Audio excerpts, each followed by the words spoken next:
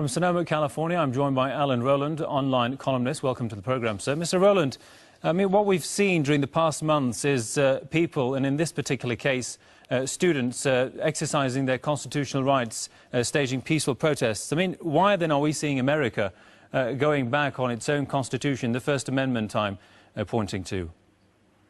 Oh, thank you again for having me on Press TV. And let me just say that the Constitution is being shredded right before our eyes. What we're seeing here is the militarization of the police force. You may not realize, but a lot of these police forces across the country have been trained by Mossad. They're using the same techniques that Israel uses with the West Bank people and Gaza people right here in the United States. And what do you mean? What I mean is this, is that these people are being treated more and more like what? Terrorists. And that's exactly what the militarization of the police force is one of the most outrageous acts that is happening right now. According to the Constitution, that is illegal, but that has been shredded. Right now, the President has the opportunity to do this, to basically jail anyone without due process.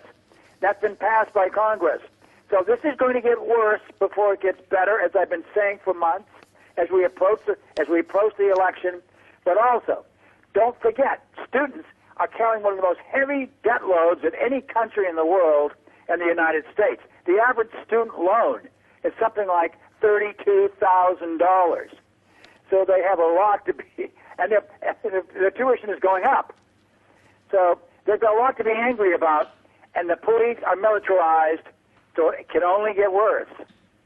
Well, as you said, the case will only get worse. I mean, if this trend happens to go on in the foreseeable future, how will this portray America's international image as what it claims to be the standard bearer and the flag bearer of defending human rights? That is a laugh. That is totally laughable. We are no longer the standard bearer of human rights at all. And the whole world is already looking at us with chagrined looks, but not shocked looks, because we already have the reputation of being a rogue nation and not living up to what we say. But the problem is the Constitution is being shredded before our eyes, and you're going to be seeing more and more actions like this, particularly in college campuses across the country. We saw it at UC Davis, we saw it back east, we saw it today in Santa Monica, and it will continue. So this is not a laughing matter. This is shocking, but it's happening, and it will happen at an increased level right up until the election. And what's happening is also this, is that the police forces have been butchered. They just bought, the Department of Homeland Security just bought 450 rounds of hollow bullets. These are bullets meant for human beings. So what are they arming themselves for?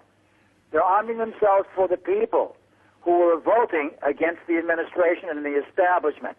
As I've said before in Press TV, eventually the will of the people will meet the will of the government or the establishment, and that's not going to be pretty. Indeed. All right, then, on that note, I'm sorry we'll have to leave it there. Many thanks, sir, to Alan Rowland, online columnist from Sonoma, California. Thanks for your time there, sir.